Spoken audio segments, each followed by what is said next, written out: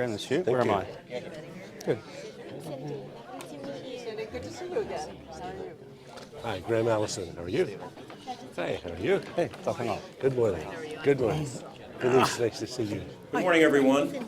I was going to ask somebody to clink a glass to bring things to order, but we don't have glasses this morning, so you'll just have to listen to me. Welcome, everyone, to the Asia Society. I'm Tom Nagorski. I'm the Executive Vice President, and welcome to a very, very special occasion, breakfast event here. I was going to say with one of the great global scholars and thinkers of our time, but really I amend that by saying we will have on stage in a moment two of the great global thinkers of our time. And while we deal with a lot of hot spots and major issues in Asia here, as you know, it's hard to imagine a subject of greater urgency and relevance, more timely than the one we're going to take up today, the one posed by our program and by our special guest today, whose new book is titled Destined for War. And of course, it is about the U.S.-China relationship, and that's obviously a very provocative title and a provocative thing to think about. While the gravity of that sinks in, just a couple of words about upcoming events here at the Asia Society that may be of relevance, particularly to this crowd. A week from tomorrow in the evening, we take a fresh look at the U.S.-Iran relationship here. That's an evening event in the wake of the elections in Tehran, in the wake of the rather quiet announcement, I'm not sure it was even an announcement, that the United States has made, that despite all the campaign pledges, for the moment this country is sticking with the terms of the Iran deal. That's June the 8th, an evening event here. Just confirmed, very relevant to today's conversation, on the 14th of June in the morning, we will convene a special session here with a high-level delegation from China on the incredibly ambitious One Belt, One Road initiative that the Chinese have been at now for some time. Just concluded summit in Beijing on this subject. Our Policy Institute President, Kevin Rudd, will keynote at that event. He actually was in China as a speaker at that summit. That was fun. This is all about the next phases in the roadmap for One Belt, One Road. That is the 14th of June. And then the following week, on the 19th of June, just to keep things busy, another breakfast event. Officials from South Korea, the United States, and other experts, including a woman who used to work on the CIA desk for the Korean Peninsula, will be here for a special discussion about the crisis in Korea, the new leadership in the South, and all the ramifications. Who knows what will happen between now and then. That's the 19th. And lastly, just to mention that we are in the final days of our special and very well received and well reviewed exhibition, Secrets of the Sea. The Tang shipwreck story closes this Sunday. If you've seen it, come again. If you haven't, last chance, last few days of Secrets of the Sea. To this morning's event, just a very brief personal note about Thucydides. Not many people have personal notes about Thucydides, the great Athenian historian who, in a way, is a featured guest here this morning. 35 years ago, give or take, I attended the first lecture in a course I had signed up for in college called Theories of International Relations. Graham Allison, you may know the professor, Robert Gilpin. This was a very popular course, and in popular courses, sometimes one of the ways they weed out students is to give some very difficult and provocative assignments right off the bat and see if they're still around a week later. So that first day, after the first lecture, comes the first assignment. Number one, read A History of the Peloponnesian War, Thucydides' landmark great work. Graham Allison would know it was 600-some pages, right? And as great a work as it is, I don't recall, not a page-turner maybe. Anyway, but that wasn't enough. Then write a short paper, still just for the next Monday, arguing for or against the proposition the Peloponnesian War was inevitable. So I don't recall what argument I made. I did get it done. I stayed in the course, but all I know is that the name Thucydides has, for good reason, ever since then, put a pit in my stomach. Today we gather to take up a modern-day question, as I said, a very serious one posed by our special guest, Graham Allison, who's written the just published and already, by the way, well-reviewed book. I commend, among the many reviews that are out already, the Wall Street Journal's yesterday. Again, the book is called Destined for War, Can America and China Escape Thucydides Trap? That term, Thucydides Trap, was coined by Graham Allison and refers to a time when a rising power challenges the existing hegemon or global or regional power, as was the case way back then with Athens and Sparta, and as his book posits, may be the case now with China and the United States. He studies, I believe it's 16 occasions in the last 5 centuries when there's been a similar proposition of a power rising to challenge the existing regional power, and concludes, if I have it right, that 12 of those occasions, this Thucydides challenge has not been met, and the trap is where they've wound up, meaning a trap of war. And among many concerns that Dr. Allison has about the U.S.-China relationship right now, was actually quoted in that journal piece yesterday, is that the two nations we're talking about today both have something of a superiority complex, and that doesn't always help. Graham, Allison, you have their bios, but Dr. Allison is director of Harvard Kennedy School's Belfer Center for Science and International Affairs, Douglas Dillon Professor of Government at the school, which he used to run, by the way. He has served in senior roles in the Reagan and Clinton administrations, a long resume and a very distinguished one, and as I said at the outset, one of the great scholars and thinkers of our time. Our moderator is Kevin Rudd, also a long and distinguished resume. I'll just say president of the Asia Society Policy Institute here, former Prime Minister and Foreign Minister of Australia. And relevant to today, worth noting that he is not only a longtime student and frequent visitor of China and to China, but proficient in Mandarin, and co-chair of the China Global Affairs Council of the World Economic Forum. Special thanks again to all of you for being here, to our trustees Frank Brown, Denise Saul. I see representatives from the diplomatic community. Welcome our friend from Korea, good to see you. Our Janet Ross is here, thank you, and Tony Walton is here. Forgive me, my eyes betray me. Welcome to you all. Thanks for coming. The Twitter hashtag for this event, as always, is Asia Society Live. Are we destined for war? Please welcome Graham Allison and Kevin Rudd.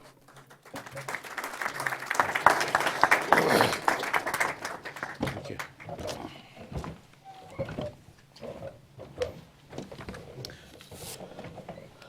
Thank you very much. Can you hear me out there? Am I on? Good. Thank you very much, Tom, for the introduction. It's a genuinely great opportunity to spend some time with Graham Allison this morning here in New York, New York. Graham is a seriously bright guy. And it's not just because we read his stuff. As a junior woodchuck in the Australian Foreign Service, we were reading Essence of Decision, his diagnostics of the Cuban Missile Crisis, written, 10 years after the event? Yep. About 1973, reflecting on the events of 63. It's probably the best piece of what I'd describe as foreign policy analysis, that is, decision-making theory within administrations, about how they actually deal with crises. It's the defining text on, as it were, crisis management applied to real-life situations. And you couldn't get something more real-life than the events of 1963 over Cuba, where we came within a 1 in 3 chance, according to President Kennedy at the time, of going to nuclear war. After I left politics in Australia, I was in search of political asylum. And these guys at the Harvard Kennedy School put out a notice saying they'd welcome refugees from Australia. And so I came. And I spent a terrific year in 2014 sitting at Graham's feet and the other scholars at the Belfer Center at the Harvard Kennedy School. And that's when we began talking about what Graham has spent the last several years writing, which is this extraordinary book. And he was the first to admit that his background is not a China guy, but his phenomenal reading and his deep familiarity with those in this country who are China guys, led by the great man himself, Henry Kissinger, but also his deep reflections and conversations over decades with Lee Kuan Yew. Captured in a book co-edited between himself and Bob Blackwell on Conversations with the Master, I think you entitled it, reflect a deep capacity to understand some of the dynamics at work within the Middle Kingdom, particularly those which apply to its regional and global behaviour. Add to that the fact that this is a guy who's seriously experienced and seasoned in the politics and praxis of US national security policy administration, having worked in the Pentagon, and knowing most of the folks that do stuff in the American system. And so you have a scholar, you have someone who has followed the China business for a long time and has worked with the Americans in the field who are the best in the game, and a US public policy, national security policy practitioner. Apart from all that, as we'd say in Australia, he's a decently good bloke. And he likes a beer on a cold day. And we've spent many a time, and a hot day as well, and we've spent many a day and many an evening talking about this and other themes which relate to the future preservation of what we'd call the global rules-based order. So enough from me. This book essentially sorts itself into two boxes. One's the diagnostics, what's actually happening out there, and what's happening in particular in the global order as shaped by the emergence of China and its relationship with the United States, the established power for the purposes of the analogy. The second part of the book is a series of questions pointing to what do we now do prescriptively in terms of the future of the global-based order, rules-based order, which is centered in US power. But let's come to that second, because as Graham would admonish us all, both directly and indirectly through the people he quotes copiously through the book, it's far better we spend time getting the diagnostics right, the analytics right of what is actually happening before we go into the classic Washingtonian response is, what are we going to do about it? We've got to do something about it. What are we going to do about it this afternoon? Which, having been in politics myself, is usually the quality advice you get from those immediately advising you around you, which is don't panic too much. So the analytics is the first part, the great strength of the book. So let's start there, Graham, in terms of the book itself. Perhaps for the good folks in the audience, a word or two about the most succinct definition of the trap itself as identified by Thucydides, and why you came to it as an analytical framework looking at China and the United States. So thank you very much, Kevin, and thank you, Josette, for having me here. I'm a big fan of the Asia Center, and I'm a big fan of Josette, who spent a year at Harvard or two, but then escaped to here, and especially appreciative for Kevin for the kind words, and also for, as I say in the acknowledgments of the book, I've had a few tutors on China. Henry Kissinger was my professor longer ago than he or I can remember, and he's been trying to teach me ever since, but as he points out, I'm a slow learner. Lee Kuan Yew, I had the good fortune to know over many, many decades, and I think kept reminding me there's a big country out there and you should know more about it. And Kevin, we had the great good fortune to have with us in Harvard for a whole year, where as part of a China working group, I got almost daily tutorials. So I would say thank you especially to Kevin. But I want to underline the proposition, I do not claim to be a China scholar. I am not a China scholar. I'm a student of China. I'm fascinated by China. I've been trying to understand it or study it for more than a decade. But I don't read Mandarin. I don't speak Mandarin. I listen to people who I think have insights into the picture, and I remain both fascinated and puzzled. So I am a student of national security and of American foreign policy and American national security. And I think as I try to look and ask what's happening in the world and what's happening to basically the international order that's been the foundation for an anomalous, a historically anomalous, long peace among great powers, I came upon the proposition that one's seeing a basically hegemonic transition or shift in which the order that the U.S. was able to establish when it controlled half of the market share of the world. So go back to 1945 or 50, U.S. GDP is about half of the world's GDP. Was not something that was sustainable, in which the U.S. market share had shrunk to 18% or 16% and was on a trajectory to go even smaller.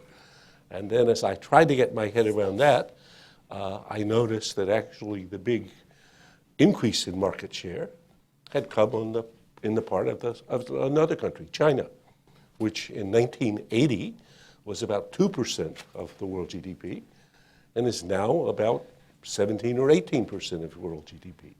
So you can't imagine a market in which the market shares change that much without a change in the fundamentals. And I, as a realist in international relations studies, start with the structural realities.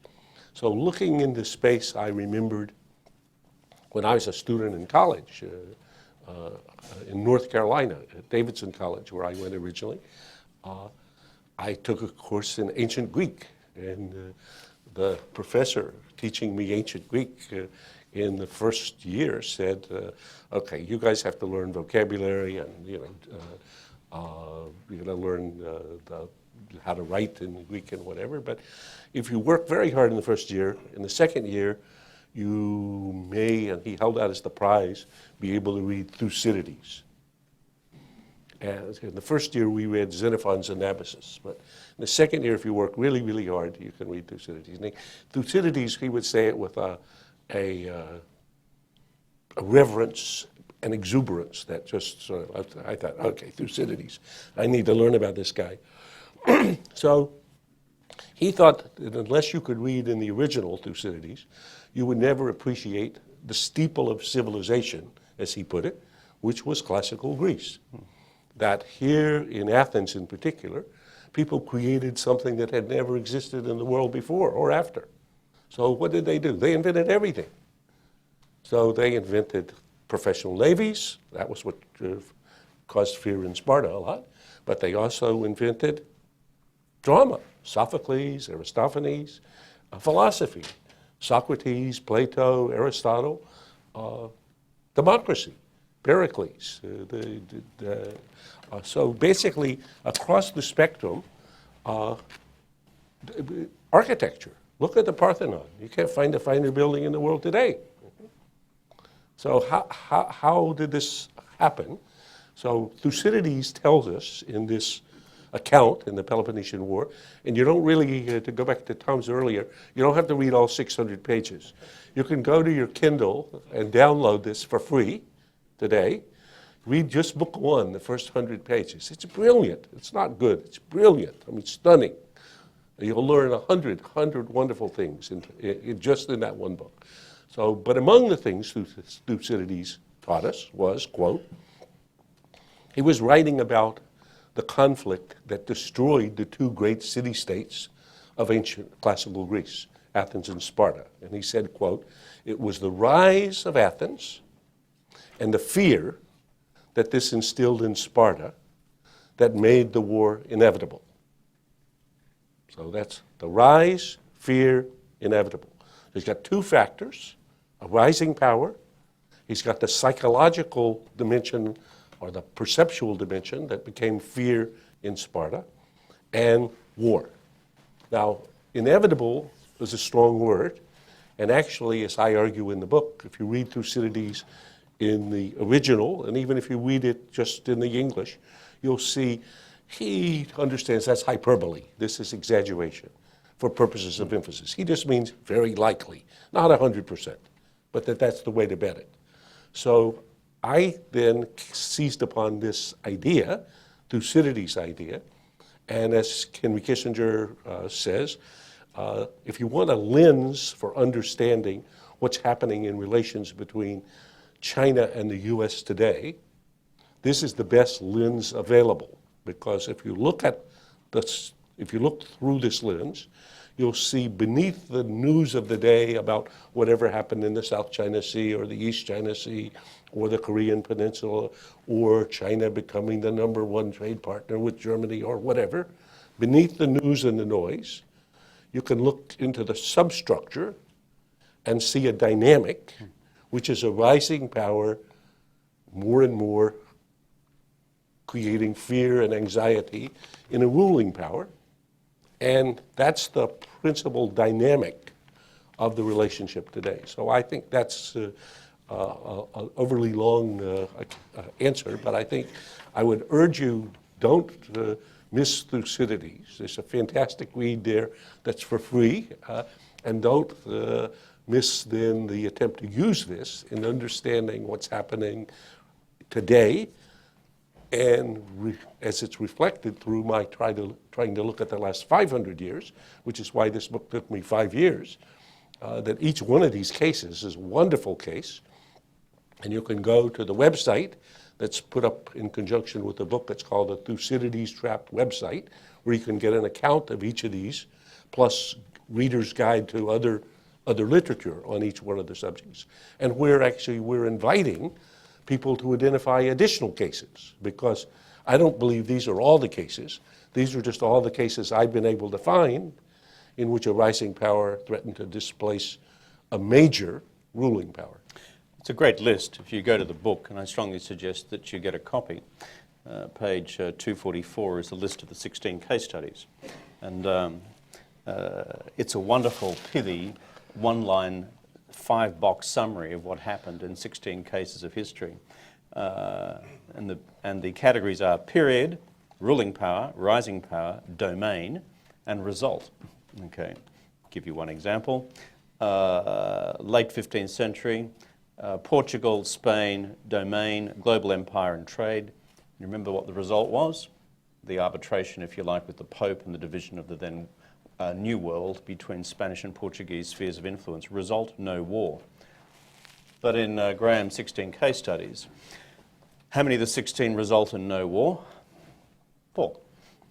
The others have a somewhat more calamitous result, called war. It's a good read. So what you say about China-US, I think, is insightful. On China specifically, you quote elliptically, but I think elegantly, Václav Havel, a truly great and insightful poet of both politics and international relations. And I think the Havel quote goes well with China. You say, to paraphrase former Czech President Havel, the rise of China has happened, quote, so quickly that we have not yet had time to be astonished. It's a really insightful quote. I mean, I've been banging this drum a bit since I've come to America, and I think I found as a foreigner coming here that it was actually hard to find resonance with the reality of what I could see, feel, and touch in our own, let's call it Asian hemisphere. But that's by way of poetic description. Then you get down to what I describe as your two hard and I would say sharp points, which you phrase as follows. Having said that war between China is not inevitable, you go on and say this, the United States and China can likewise avoid war, but only if they can internalize two difficult truths. First, on the current trajectory, war between the US and China in the decades ahead is not just possible, but much more likely than currently recognized. Much more likely than currently recognized. Indeed, on the historical record, war is more likely than not. By understanding the danger, moreover, we add to the risk. If leaders in Beijing and Washington keep doing what they have done for the past decade, the US and China will almost certainly wind up in war. The second point he goes on to, Graham that is where he says war is not inevitable, and I'll come back to that in a minute. But on the first part of the diagnostic, which is it's happening, it's there, you've pointed to the economic dynamics, you haven't yet referred to, let's call it the military dynamics of the relationship, but they're obviously in the book. But these are very sharp observations that on the balance of history would lead us to conclude that it's more likely than not, and it's certainly more likely than at present and hitherto has been recognized, at least in this country. Well, so, I mean, if I were to summarize in one line, I would say business as usual will produce history as usual. But if I jump to the other side of the proposition, the cliche, but it's a deep truth that says only those who fail to study history are condemned to repeat it. So let me talk about each side, but I'll stay with the first one. So go back to what was happening 100 years ago today. Actually, just last month, 100 years ago today, the Americans, as Australians like to say, were a late arrival in World War I. The Australians having been there fighting with the Brits ever since 1914. And the Second World War. And the Second World War. But in the First World War, the U.S. showed up especially late, from an Australian point of view, as a Australian Chief of Staff was pointing out to me recently. But in any case, 100 years ago, World War I was going on. So question, how could the assassination of an archduke in Sarajevo by a Serbian terrorist, I mean, again, if we were making this up for students, they can't believe it. Not a terrorist, you know, they've heard of terrorists now, but 100 years ago, a Serbian terrorist could have been the match that created a fire that produced a conflagration so devastating that at the end of it, historians felt it necessary to create a whole new category called World War. So that's why it's called World War I. This is the first time a world war. So you think, wait a minute. So it must have been because the great powers wanted to go to war. No, they did not want to go to war. Well, what was going on? And I look at this and say, we see the rise of Germany. So Germany, when it gets reunified by Bismarck about 1870, is about half the size of Britain, GDP. By 1900, it's equal. By 1914, it's a quarter larger. So Britain is seeing a rising Germany. This creates the structural condition that Thucydides described, which in which a rising power very naturally thinks, I'm bigger, I'm stronger, I deserve more say, I deserve more sway. The current arrangements are confining. They're actually constricting my normal and natural growth. The arrangements that currently exist probably didn't take account of my interests when I was smaller and weaker. And the ruling power, Britain, looks and says, wait a minute, who's preserved the peace in Europe all these many, many years in which you've been able to unify and create a country and try to build a. So the rising power syndrome, as I describe it in the book, and the ruling power syndrome, one sees repeated over and over in every case. Very normal, very natural. In fact, in the book I have a little description. I don't go off at length, but this phenomenon is not unique to nations.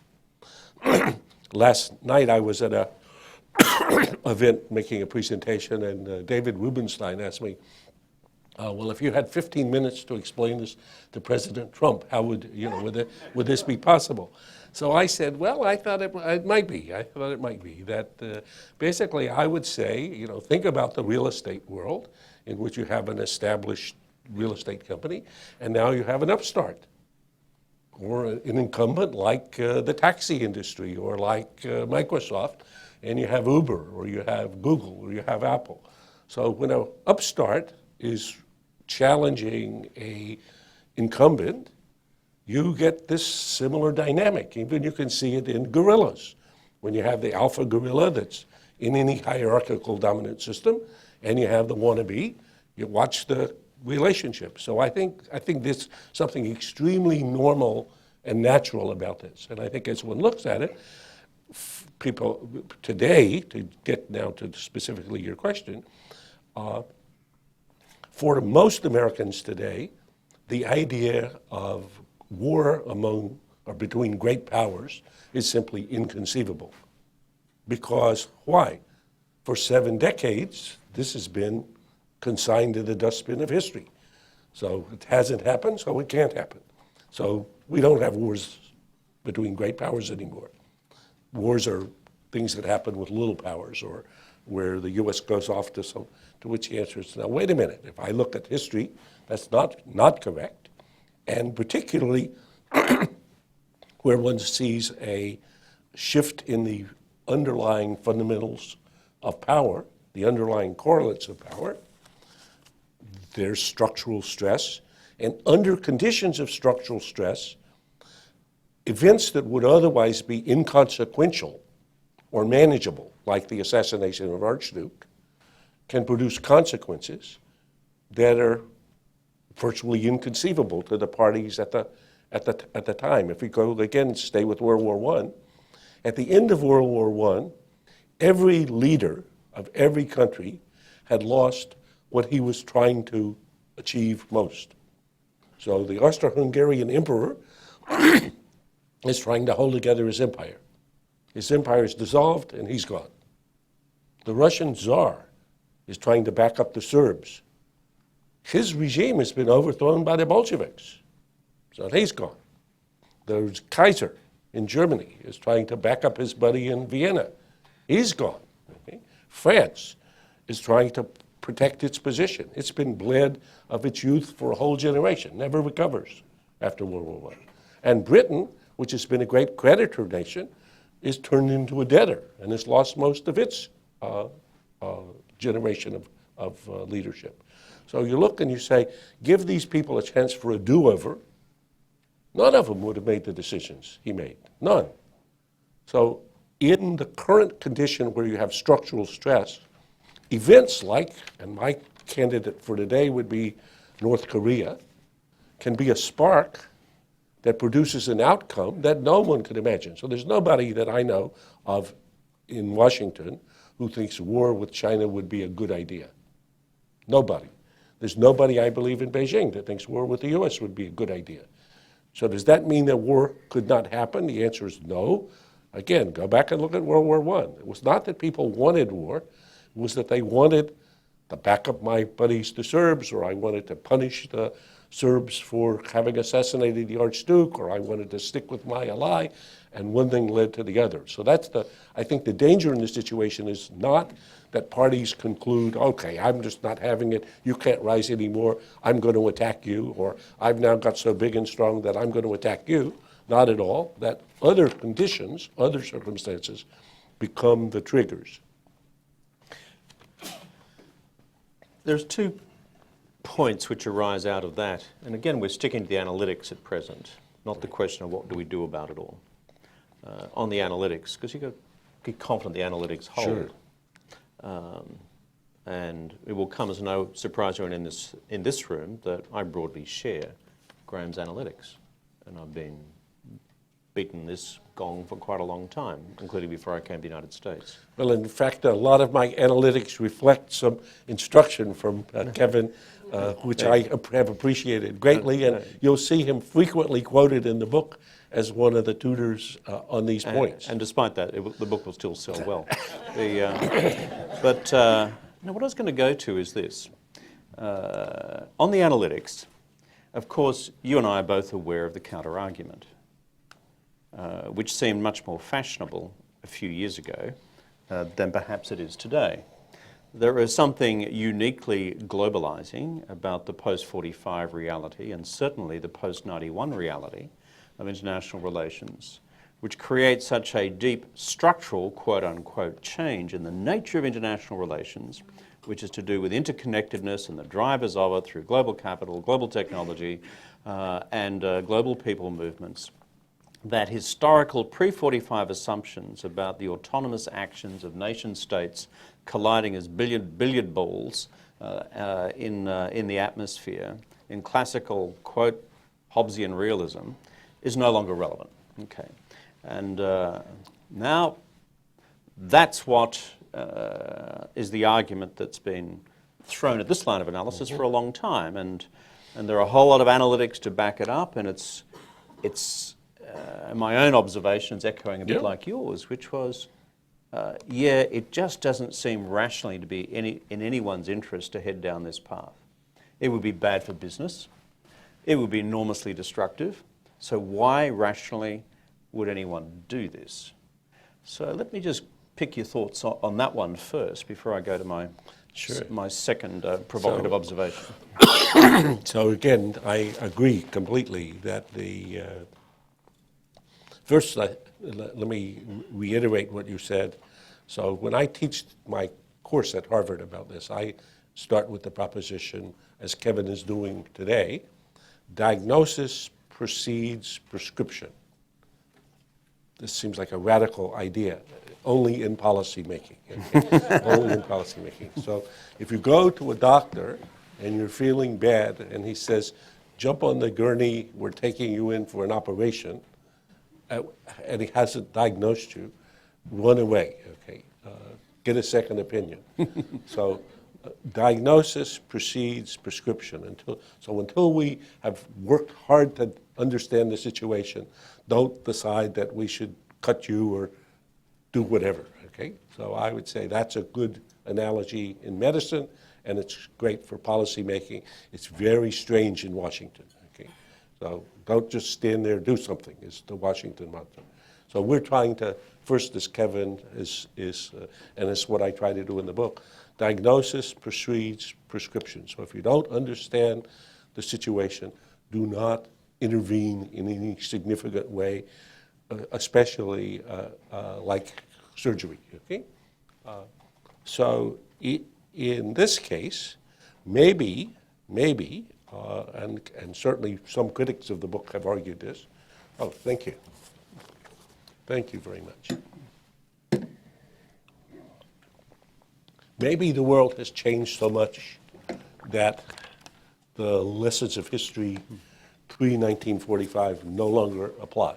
And that's certainly been an attractive idea for some students of international relations. We now live in an international rule-based order in which the world is so integrated and so globalized that war is obsolete. Okay? That basically it's so obviously devastating and so obviously counterproductive that nobody would want war, and so nobody will go to war. And I think you can find lots of books and articles that argue this. So I go back to start with Thucydides. Thucydides was actually the founder and father of history, as we know it. History that tries to give an account of what actually happened. And as he says at the beginning of his book on the Peloponnesian War, I'm writing this book for successors, leaders, generals, thinking citizens, because, he says, as long as human beings are human beings, the future will more or less resemble the past. That's his claim. And I believe that's basically a sound claim. I think when I read the Corinthian ambassador trying to explain to the Athenian assembly, to the Spartan assembly, who the Athenians were, I can almost feel like I'm in the room listening to the person. I understand their the debate. I understand the considerations. It's like Australians trying to explain China to Americans. Completely. I mean, these are people part of the same race, part of the same species, whose reflections, rationality, irrationality, emotions are not exactly like me, but enough that these are their behavior. You cut them and they bleed, you cut me and I bleed. There's a lot of similarities between Athenians and Americans, or Spartans and Americans. So in the current situation, of course, there's some radically different features. And some of them are the items from which one would hope to build, as Kevin has argued in a very excellent piece that I promote often on constructive realism. So if you were trying to imagine China and America saying, well, look, we don't have to repeat all of them. We're understanding we're the inheritors of human life for the last few millennia. But we don't have to repeat the mistakes of the previous past. And there are a lot of things that are new and different in our current situation. So one big new difference is nuclear weapons and mutually assured destruction, which in the relationship between the US and China means that war, if it became all-out war, might succeed in killing all of us. So once you get that point understood deeply, you discover anybody who proposes, well, this is a good day for war, I always tell them, okay, translate that. This is a good day in which to commit suicide. So think about it, Maybe you don't need to do it today. Maybe you think about it till tomorrow, Think about it a little harder. So this is a fundamental element. Secondly, as you point out, Kevin, economically. The US and China are now so integrated economically that if there were a war between the US and China, there would be nothing to buy in Walmarts and Chinese factories wouldn't have any reason to be making the products because there wouldn't be anybody to take them. And besides, the U.S. wouldn't be able to get loans to cover our deficits. So that doesn't seem like a good idea. Then there's climate. And while President Trump may not like the idea, the facts are that if the U.S. were to go on a tear and do everything conceivable to try to make a livable climate, and China were just to keep doing what it's doing, there's no solution. And vice versa. If China were to do everything it could conceivably do, and the U.S. were to do just what we're doing, there's no conceivable solution. So as the Paris Accord, as you pointed out often, is at least a small first step towards recognizing if we want a livable environment, all the parties have to find some way to work together with respect to this, and especially the two biggest powers. So there are a lot of elements that are new and different that one could use for constructing something. That's on the one hand. But on the other hand, as I argue in the book, if I were Chinese, and as I talk to Chinese colleagues, they're sitting in Beijing and they look out and they say, tell me again, why is the U.S. Navy the arbiter of events in the South China Sea? Why is the U.S. Navy flying along our border every day, running patrols? And I say, we are the guardians of the global rule-based order. We have been here as the dominant military power since Midway. We've created a set of economic and social and political and security arrangements that have allowed you, China, the longest period of peace and the fastest growth you ever saw in 5,000 years. You should actually be helping to pay for some of these services, okay? And that gets lost in translation. Exactly. My Chinese colleagues say, as I say in the book, they say, look at your own map. What is the name of this sea that's on our border? It's called the South China Sea, not South American Sea, or not South. Then there's the other one that's called the East China Sea.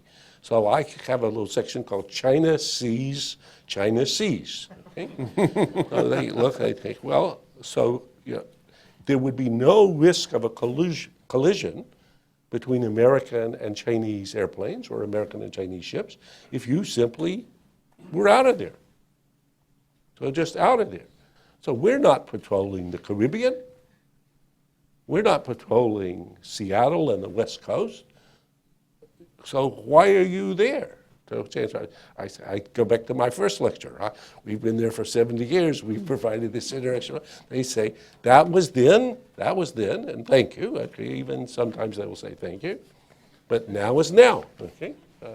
And I have in the book a chapter that many Americans will find very uncomfortable, but that I think Kevin liked, which is basically, what if Xi's China were just like us? So Kevin has heard many lectures from Americans, and I've given many lectures to foreigners about why they should be just like us, okay? Especially the Chinese. They love this lecture, and Japanese. If you were just like us, everything would be fine. To which the answer is, well, let me think. How did that work out? So when the U.S. was emerging to what we were confident was going to be an American century, Teddy Roosevelt was the personification of this. And Teddy Roosevelt went to Washington in 1897 to become the #2 person in the Navy. He was 37 years old. He had for 15 years been railing about the abomination, as he called it, of the Spanish who were in our hemisphere, in Cuba, on an island, 90 miles away from our shore, and the Germans who had their ships patrolling in the Western Hemisphere, and the British. And the British. And the British. So what happened in the next decade, and you can read about it in the chapter, which is quite fun, okay? One, there's a mysterious explosion in a ship in Havana, never yet fully, but in any case, the U.S. immediately seizes upon it, declares war against Spain, defeats Spain, liberates Cuba, takes Puerto Rico, takes Guam. That's how the U.S. got Guam. Secondly, sponsors a coup in Colombia because it's not willing to give us a canal, creates a new country, Panama, which the next day gives us a contract for a canal. Okay? Third, threatens war with both Britain and with Germany over territorial disputes in Venezuela, where we say, if you don't butt out, we'll have a war. So they butt out. Okay? And then, the thing I like the most, steals most of the fat tail of Alaska from Canada. So if you go look at your map, you'll see Alaska is a big blob, and then there's a 500-mile tail that separates Canada from the sea. Includes Tongass National Forest, which is the biggest American national forest, with a wonderful river called the Stickeen River. I go fishing in that river, okay, in the summer sometimes. So how did we come to have this? That's a long story, and you can read about it. But John Muir was the founder of the Sierra Club and the Nature Conservancy. He did the Yosemite. He was also a buddy of Teddy Roosevelt's, okay, as a naturalist. So he went in his canoe up to Canada, up to Alaska, exploring glaciers. And he writes back to Teddy Roosevelt, I've been on the Stickeen River, and he says, it's like 100 Yosemites. And Teddy Roosevelt He knew says, how to pitch an argument. He did. Teddy Roosevelt says, that sounds like America to me. And his Secretary of State says to him, excuse me, this is Canada. He says, this is not Canada, this is America. Look at this, 100 Yosemites. And so he basically threatens war over this territory, which we take. So we didn't even have to pay for it. And one last line, he then announces the Roosevelt Corollary. Again, imagine the Xi Jinping Corollary. The Roosevelt Corollary to the Monroe Doctrine says what? In our hemisphere, that's the whole Western Hemisphere, if any government behaves in a way that we think is unfitting, we will send the Marines and turn the government over. And every year thereafter, for the next decade, he sends the Marines to some country in the Western Hemisphere to change its government. So I would say maybe we don't want China to be just like us. Which is why when the same Teddy Roosevelt sent the Great White Fleet to Australia in 1907, 8, Yeah. We observed with respect and decided that this was a government we should engage fulsomely and diplomatically. One final question on the analytics, and I'm sorry we're not getting onto prescription straight away, but getting the analytics right is so important. You've dismissed, and I've largely agreed with you, let's call it the globalization argument against these underlying continuing historical determinants. Though you've noted one big caveat, which is we're in a nuclear age. The second counter-argument against, let's call it the Thucydidean analytic is culturally specific, which says that there is something particular to Chinese culture, or for that matter, even particular to aspects of post-45 American culture, and I use culture in the broadest possible term here, which render the possibility of a global war or even a regional war between these two great powers not possible or highly improbable. Just to expound on that a little bit, in the case of the Chinese tradition, it's never been involved in a significant maritime conflict in its 5,000 years of a continuing history, despite the fact that in the Middle Ming, it actually was probably the largest naval power in the world. It decided to go and trade with folks, not to colonize and certainly not to engage in armed conflict to seize territories anywhere from Southeast Asia to South Asia to the Middle East, and it could have. And there's something self-referential about the Chinese historical and cultural tradition which says we've got enough stuff at home with this big country to hold it together, and we just want to have secure boundaries, and so we're not really all that interested, frankly, in what let's call it colonial powers of the type that they've observed elsewhere had engaged in, from Rome through to the British, and to some extent, as they would see it, the Americans post-45 world. There's another one which is kind of the American cultural tradition, which is notwithstanding the Rooseveltian exception, and I think most would accept this was a pretty remarkable period in American history under Teddy's reign, which everywhere from Manila Bay to Cuba, you name it, it was kind of the Monroe Doctrine on speed and spreading in both directions. But basically, the tradition, which is we don't meddle in foreign wars, and we don't meddle in the old politics of Europe, and we certainly have never engaged in a great power struggle with another great power over a sphere of influence other than in the Western Hemisphere. No, I posit that, and I stand to be corrected. And there's something militating against that predisposition in the American culture as well. So throwing those two out of left field at you, on the cultural side, because culture affects politics, Sure. affects national consciousness, and the ultimate question is, are you going to let these elites do this sort of stuff and have a war? Even if they're Chinese elites in a non-democratic system, let alone if you're one here. So there are a couple of thoughts to play with. Great thoughts. So,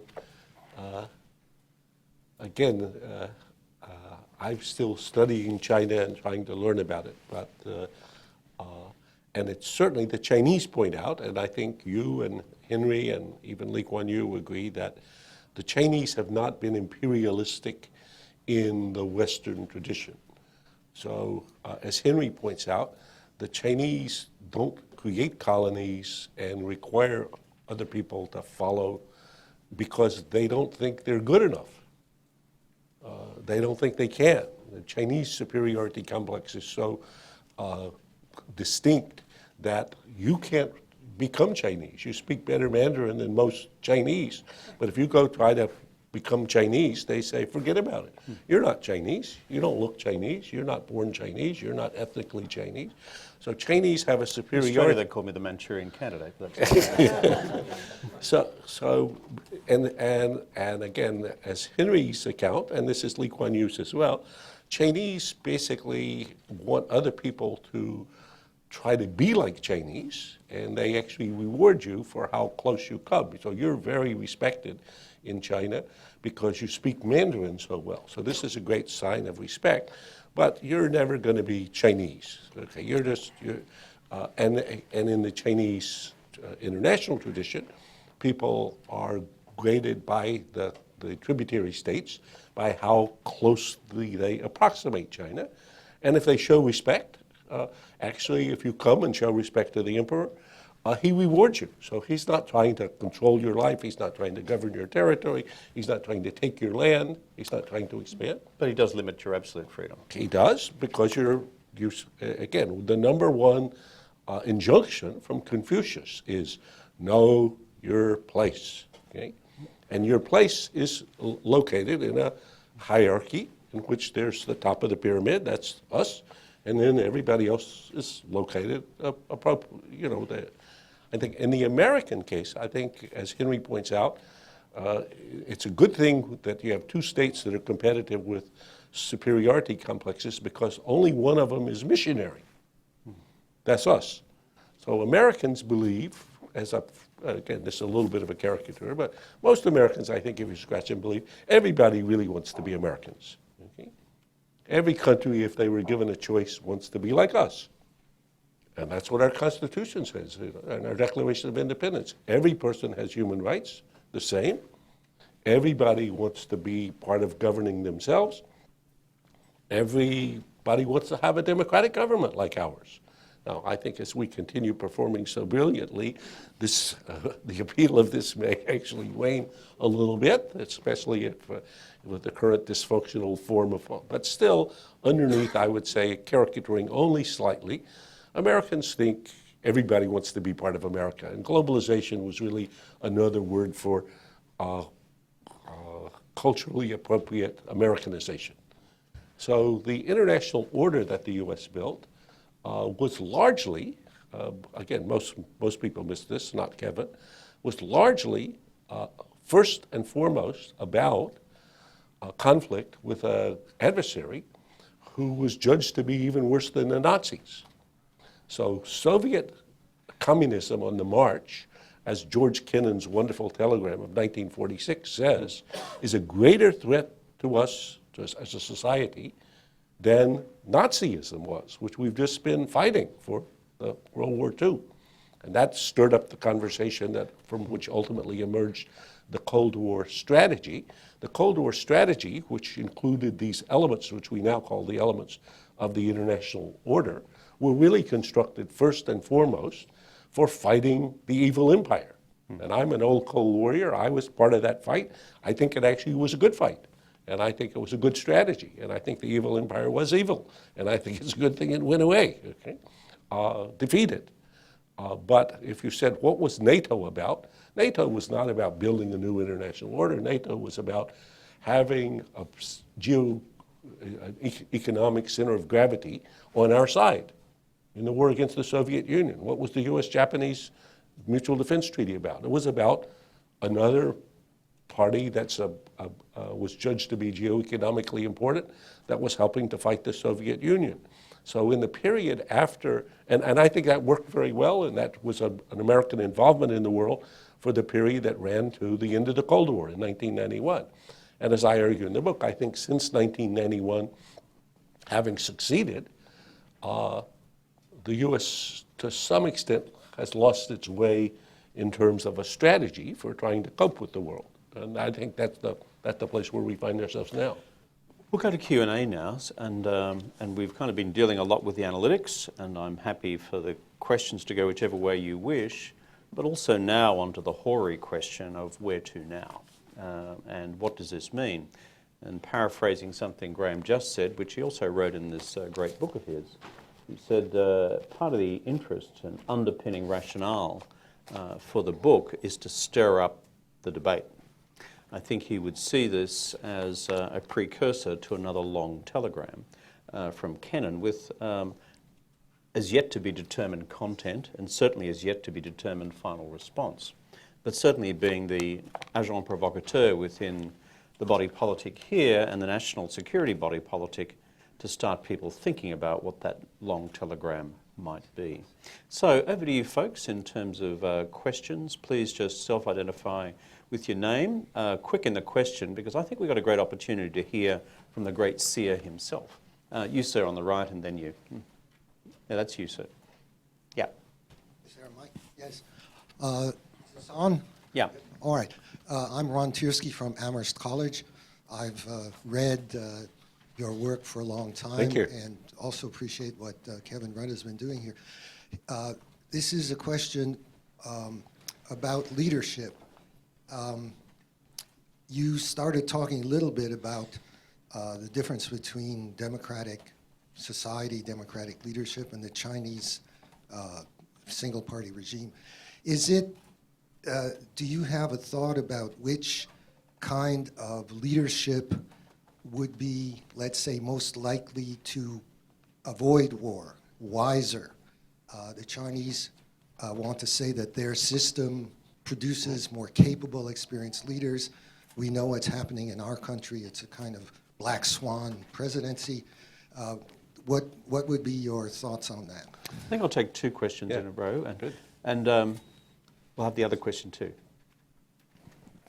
Thank you very much. This is a really, really interesting topic. I wonder, globalization on the one side, economic nationalism on the other side. Economic nationalism would seem to be on the side of war. Supply chains never existed before, given the Walmart example. And the other thing is the massive inflow to the United States of Chinese students. I mean, just massive. Many universities have 40% Chinese. That very, very different than all these others. I would argue these things are different, and I would argue them against war. Okay, those two questions, Graham. Two good points. So maybe I start with I go the first one and then the second one. So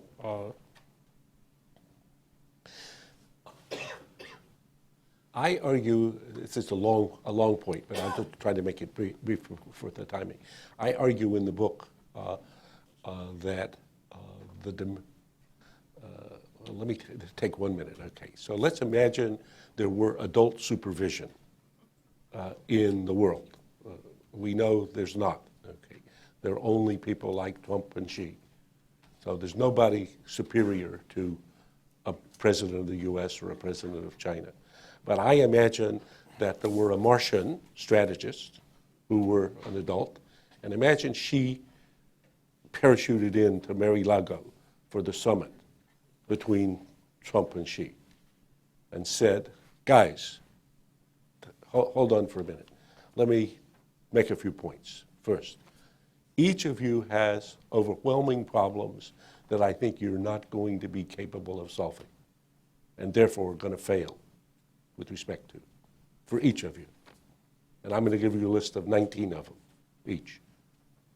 Second, all of these problems I just described to you occur within your own border.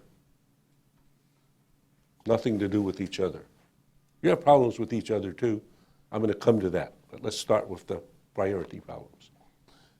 At the top of the list of your domestic problems is that I don't believe you're going to be capable of governing yourself.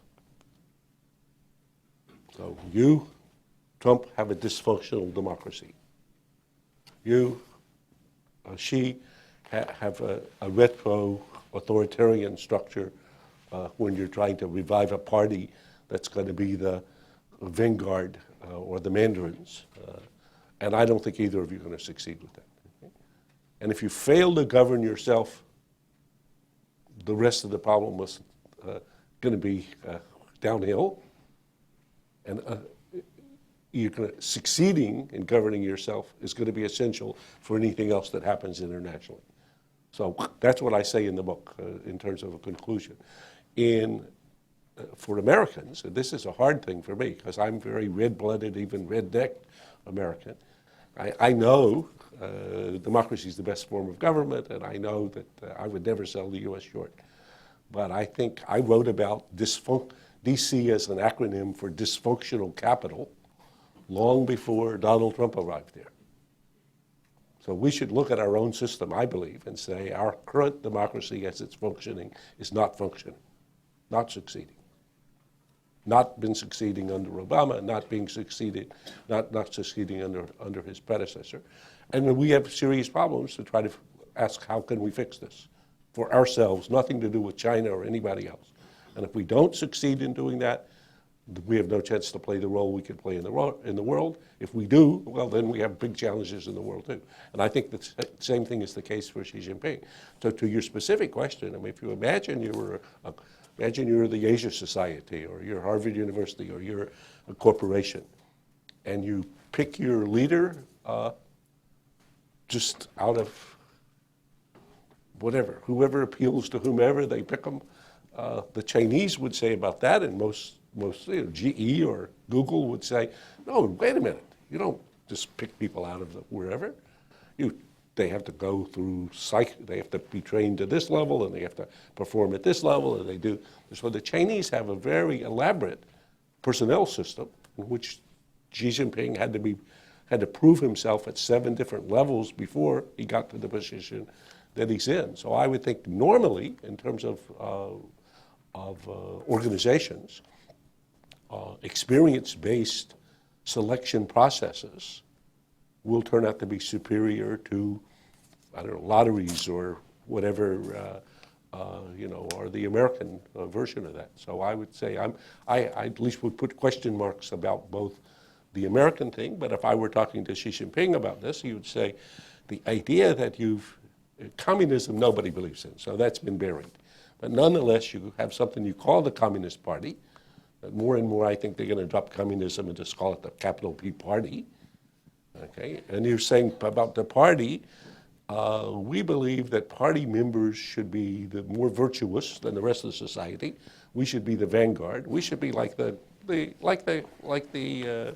mandarins, and everybody else should defer to us. And we do a good job, and so you should be happy. That was Lee Kuan Yew's attempt to develop an idea like that, and I think there's some plausibility to it. But in a world in which, as Lee Kuan Yew said, everybody has smartphones and people are wealthier, and they come to think, well, why should you run things? Why should I not have some say? The dynamic of that is pretty hard to hold together. So I think that I wouldn't feel confident about the Chinese governance now, and I think that's part of the reason why they're relying so much more on nationalism, which brings me to the second gentleman's comment, just briefly. So on the one hand, I agree with you, you've got globalization. On the other hand, in China, if you look especially at the younger population and you look at the social media where people have pretty free levels of expression, nationalism is huge and rising, huge and rising. Chinese are proud to be Chinese. Now, why should you be proud to be Chinese? Excuse me. In the last 30 years, one generation, go back one generation, the parents that people can remember, 97 out of 100 people were poor. And now 3 out of 100 are poor. Well, the world never saw something like this. Tell the folks about your radio interview yesterday. Oh. The lady from Ohio. I think it's a terrific story. Yesterday was, I started this rollout, and so I did 9 events yesterday, so a little bit hazy, but I was on, I don't know, one of the radio shows, and so a lady calls in and she says, I'm from Iowa. And she said, and I have a question for you. And she said, I'm married to a Chinese, who's now a Chinese American, my husband. And I said, well, that seems fantastic, you know. And she said, and he's becoming more and more Chinese, and more proud of China. And I said, that's understandable because, you know, China is becoming more successful. And she says, and he's now telling me I should become more Chinese. So I think I'm now in the marriage counseling business. So I said, trying to pivot to this gentleman's comment, I said, well, this is fantastic. This is the kind of the ability to have understanding both from Chinese perspective and from American perspective, how to get over these problems in a globalized world. But I figuring I should get off to the next topic where I'm more comfortable. Now, the culture factor speaks volumes through all of that. A couple more questions. Sir, and then Josette, if it's okay. I'll come back to you, sir. You identified Korea as the likely flashpoint, not the Spratlys. So just to get very practical about all this, do you see a possible deal with China, not North Korea, but with China, with respect to North Korea, that could work us through this?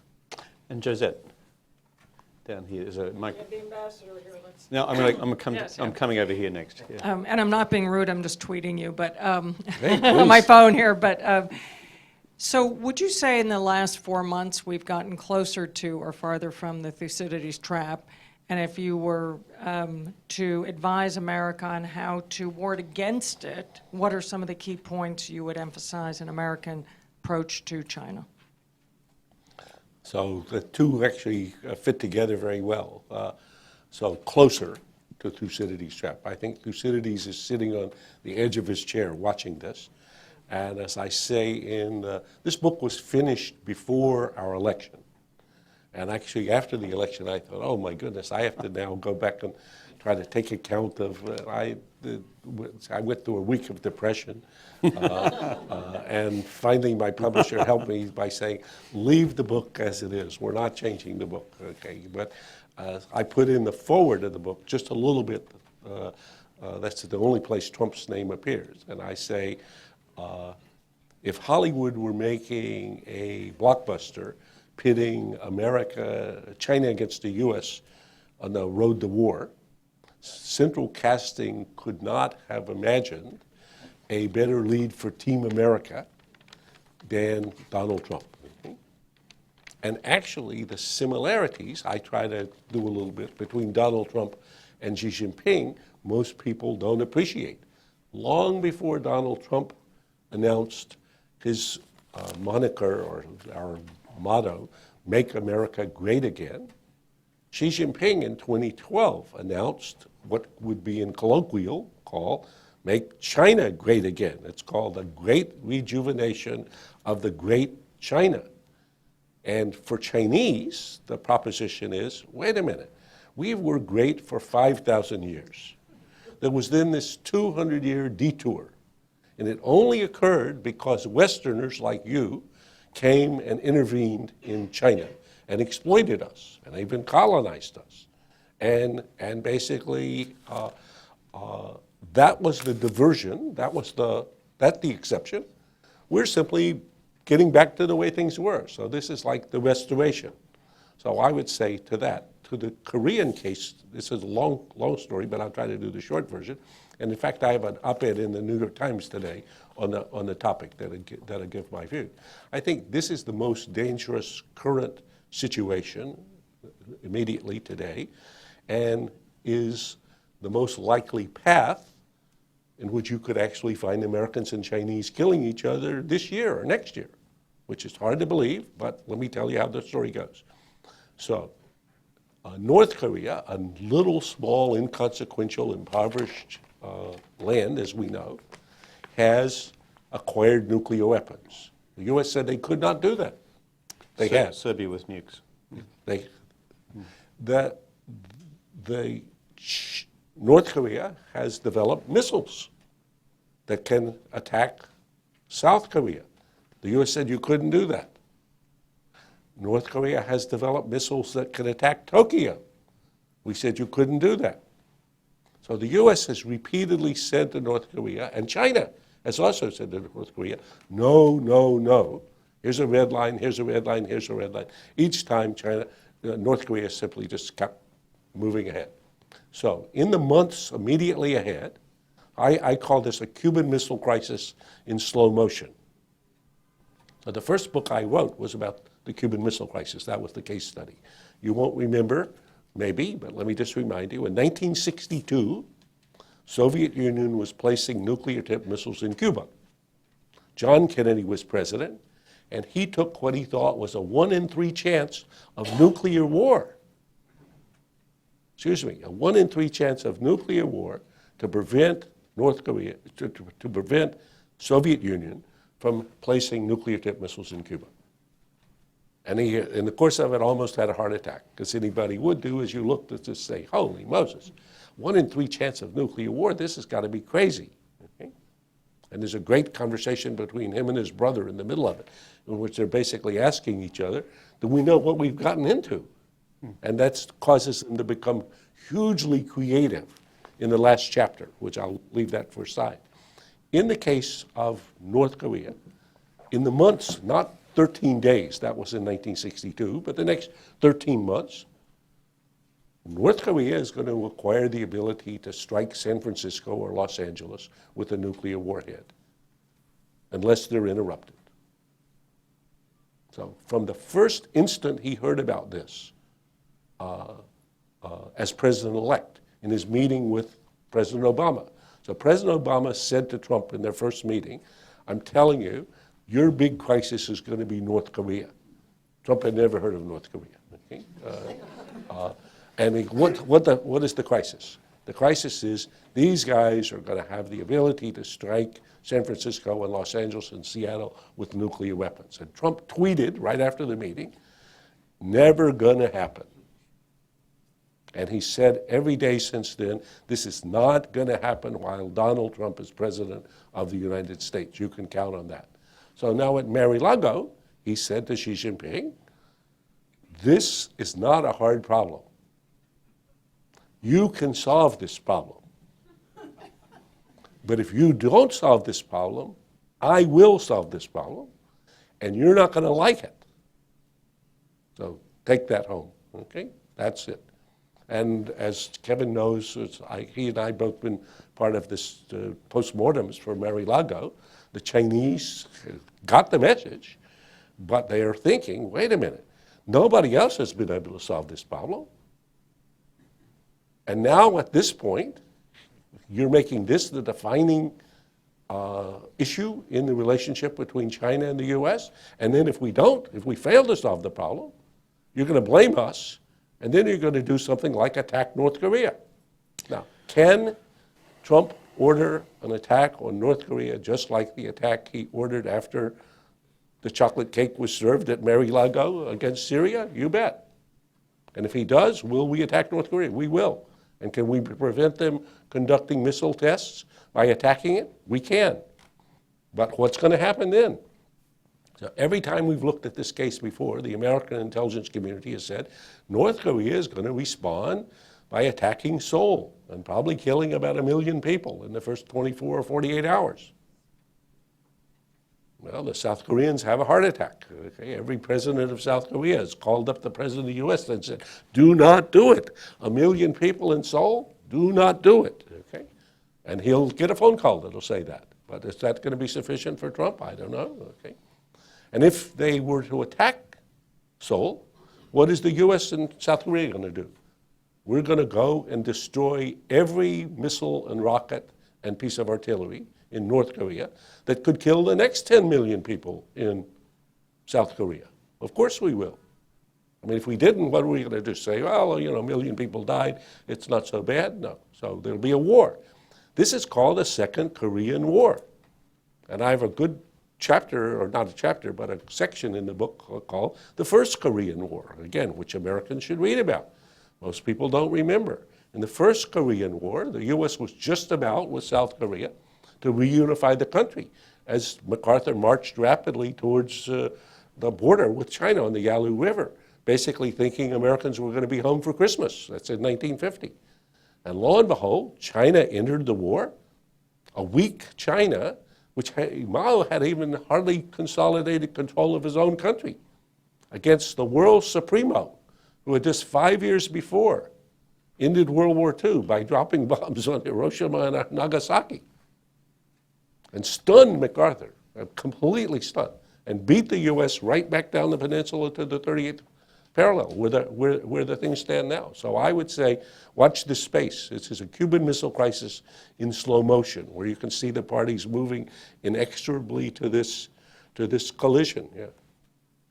That's such and we're privileged to hear this expounded so elegantly, because what Graham's pointed to is the classic wargaming and game theory at a foreign policy and national security policy level about how one perception and one action procreates the next and the next and the next against an entirely credible set of scenarios. And before I call on the ambassador, one thing which deeply troubles me in dealing with Chinese perceptions of all of this is as follows. I believe our Chinese friends do not believe it is faintly credible or possible that a US administration would take such an action unilaterally against North Korean capabilities, because in the Chinese wargaming of it, the game theorization of it, they have concluded that the resulting damage to Seoul and South Korea will be of such an order of magnitude of itself to cause the Americans never to consider doing it, let alone doing it. And in the current set of circumstances, that may be a false perception. And that, in terms of the perceptions debate between Washington and Beijing at present over the real and living emerging Cuban crisis in slow motion, is one of the threshold points we are facing at the moment, reinforced by one other factor, which is when you say to our Chinese friends, US administrations have a deep interest in the well-being of their allies. That's proven. I won't reflect on Germany. But in the current state of German-US relations. But if we reach the point which Graham has just pointed to about the imminent acquisition of a capability not just to target, damage and threaten an American ally, but to target, damage and threaten the continental United States, this creates an entirely different calculus in the way in which administrations period, and I presume this one, would then balance their perception of what to do. I'm affected by what would happen to Korea. I'm affected in my thinking about what would happen to Japan and the result of North Korean reaction to a unilateral American attack. I'm really affected by what could unfold in terms of a threat directly to the United States. Ambassador, and there, and we'll close it with these two sets of questions. Ambassador first. Yeah, I'm a Korean consul general based in New York. And actually, Can you hold it up to your mouth, Yeah, sir? very happy to meet you in person in Asia Society. Actually, I mail ordered your book 2 months ago, so I'm really happy to meet you in person here. My question is about North Korea again, on your view, or whether it could pose only a Thucydides trap of war, or an issue of collaboration between China, United States and China. Actually, Xi Jinping striving to build a major country relations with the United States. Actually, that's the way make China great again, together with United States. So, North Korean issue is, the United States put all options on the table, including military option, but it seems to me that United States more focused on diplomatic pressure, including international sanctions, to make meaningful dialogue happen. So not only a military option, but also dialogue. But a pending situation is that United States more focused on pressure on North Korea and China. So it could make a great path of collaboration, not a Thucydides trap. Thanks, Excellency. And last question here, sir. Thank you so much. My name is Ian Hansen. I'm president of Psychologists for Social Responsibility. I'm a social psychologist at York College. I actually heard about the theme of your book first time this winter while I was in China teaching peace psychology at Nanjing Normal University. And I'd been trying to illustrate for the students the potentiality of peace and the ways in which peace can accomplish great things and prevent war and prevent atrocities even. And one of my students said, well, it looks like usually when a great power is rising or is threatened by a rising power, war is inevitable. So how are we going to handle that? So your book is very apropos, and I'm very glad to be here. There are a couple of points that are raised in your book. I want to get to the, away from the analytics. I understand the diagnosis is necessary before prescription. Yeah. But yes, quickly, it seems like that you mentioned there are two factors. One is the rise, and the other is the fear. And insofar as that's the problem, we live in a society that's very ruled by fear. And fear seems to be underlining a lot of what we do, and fear seems to have facilitated the rise of Donald Trump. And the antidote to fear is courage. And the courage to say no, including no to the orders of somebody who might command the button. And Donald Trump doesn't push the button himself. He orders somebody else in a room to push the button, to which he can say no. And I hope that in general there can be a lot more saying of no to the changes that are happening that are sort of turning our democracy into a dictatorship. I got Okay, it. got Okay, I'll try to be quick since I think we're at the end. For those who have great fears about Donald Trump, which I think include many, many people in the U.S. as well as the world, the appointment of H.R. McMaster as his national security advisor, somebody whom I know extremely well, who's a great pain in the ass for anybody for whom he's ever worked, because he's a very straight shooter. So he's he's a wonderful person to have working for you, who's a pain in the ass and worth it, okay? Because he'll tell you every time he disagrees, okay? The Secretary of Defense, Mattis, who's also, he's a Munk scholar. He's got a great library, more than 7,000 books. He reads Thucydides all the time and thinks about Thucydides. So a great choice. And similarly, Rex Tillerson, the Secretary of State. So you have three serious adults that are part of this national security group. That's on the one hand, and that's, I think, comforting. On the other hand, if after full deliberation, the President of the U.S. decides to attack North Korea, he doesn't have a button that he pushes. He gives an order, and that order will be executed. I have no doubt whatever, 100%. That order will be executed. It's conceivable if somebody disagreed strongly enough, they might resign. That's okay. That's happened before in the U.S. government. Cyrus Vance, the Secretary of State, resigned after the Iran issue. So it's perfectly possible.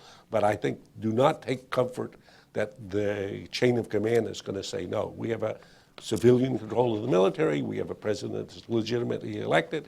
If he makes an order, Even if it's a mistake, we do it. Okay, that's to the ambassador's question. I think it's just right. So one can either tell the story of why the North Korean incident could and should become the basis in which China and the U.S. recognize that their common interests are so overwhelming that this pipsqueak of a problem should be resolvable if they were adults. So again, imagine my Martian strategist. So she comes down and she says, guys, sit down. This is not that hard. There are options for solving this problem. You're not going to like them. They're not as good as what you might wish for, but they're way better than finding yourselves at war. So notice, this problem could lead. On the other hand, historically, there's not been this adult supervisor. And governments have behaved the way governments behaved in 1914. And if in this case we have business as usual, which I fear we may do, I think we could easily see history as usual. We've been treated to an extraordinary exposition this morning, and I think when we reflect back on this discussion this morning, we will understand its significance. The question just put from our social psychologist friend, I think, is a fascinating one. Chinese have a term which means a lot within their system and is kind of brushed away in ours, which is just simply called 我们的思维跟你们的思维不一样. Our way of thinking is different to the way in which you think. And this actually imports within it a whole series of civilizational, cultural, and frankly, strategic concepts which partly overlap with traditions we're intellectually familiar with in the West and the United States and partly don't. And here's the idealist posit within that, and I'm basically, a realist idealist, is can a way of thinking be changed by either leadership or by other positive forces?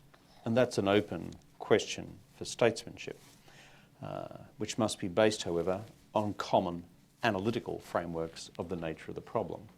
That's why the analytics here are so important. Second point, mine's kind of a concluding question for Graham to muse on, because he refers to these interrelatedly in the book.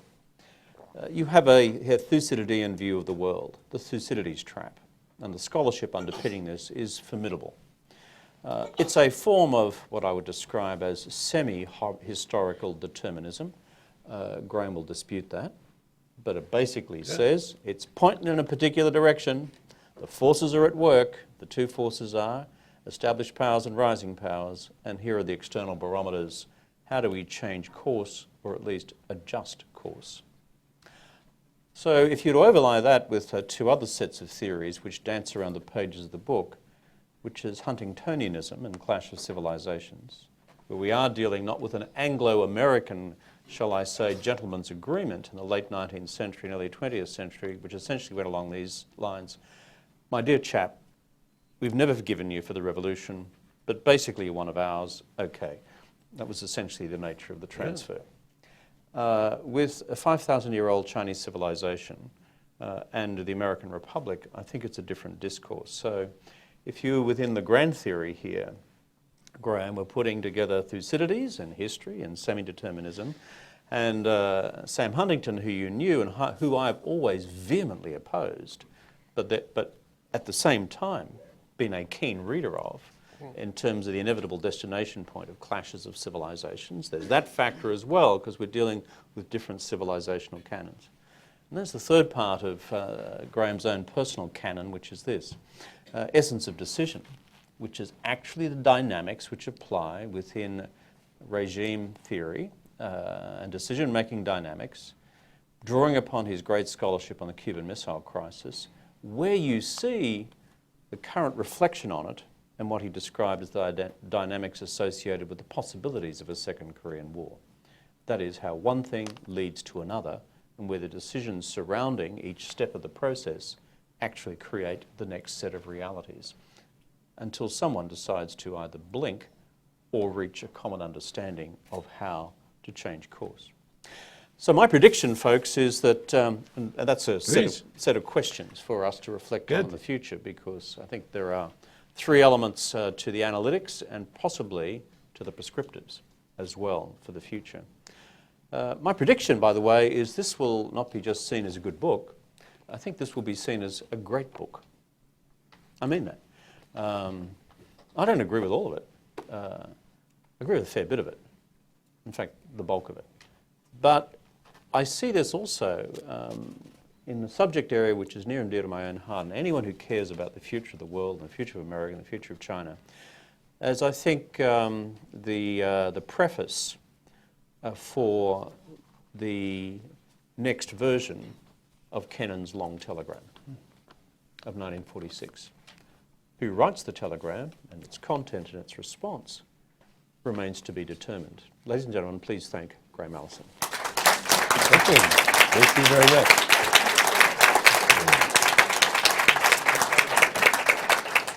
And by the way, now that Barnum and Bailey's, what's the circus that's just closed down called? Barnum and Bailey. It's gone, but there's more. There's books up the back to sell. It's over there, up in the corner. Go and get your copy. Great. Thank you. I hope that was okay. Good. No, that was great. Actually, this could